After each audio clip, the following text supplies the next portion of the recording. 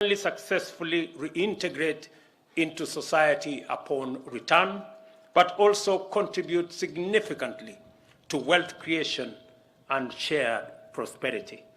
On this, you have the support of the government of Kenya, you have my commitment at a personal level to support the entire prisons fraternity in delivering on the mandate assigned to you by the Constitution of Kenya.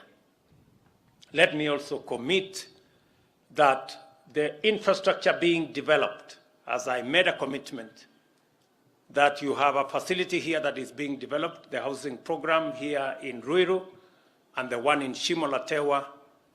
I want those facilities to be completed before the end of this year, and the minister should come and open them for use by those who are waiting for those facilities.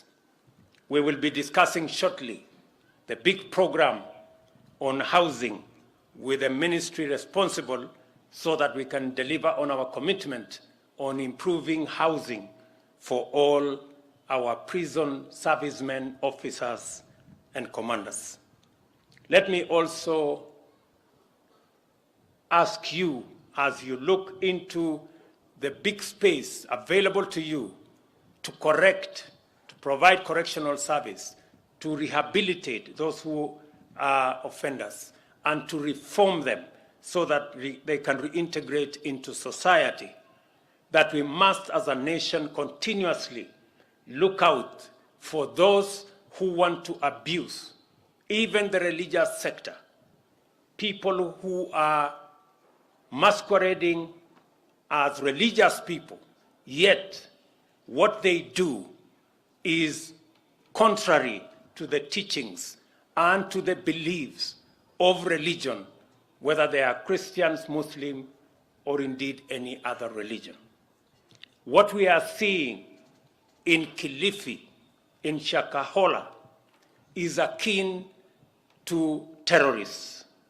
There is no difference between Mr. Mackenzi, who pretends and postures as a pastor when in fact he is a terrible criminal.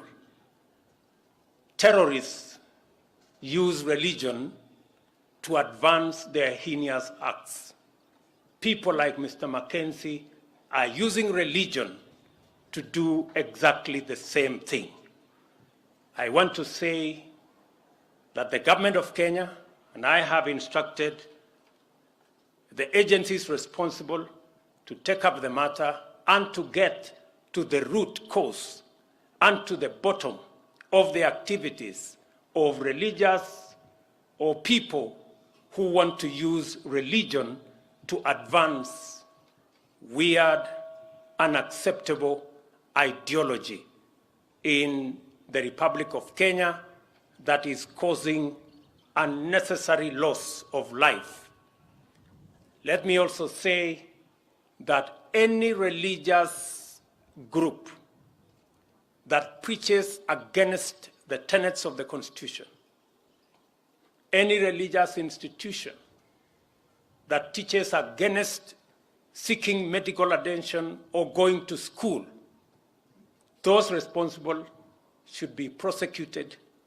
Those institutions and those religious institutions should be closed down because they are working against the collective interest of the people of Kenya. Let me say, for the avoidance of doubt, that people like Mackenzi and all other terrorists and criminals do not belong to any religion. They belong to jail, and that is where they should be. I wish you, the graduates who are standing before me,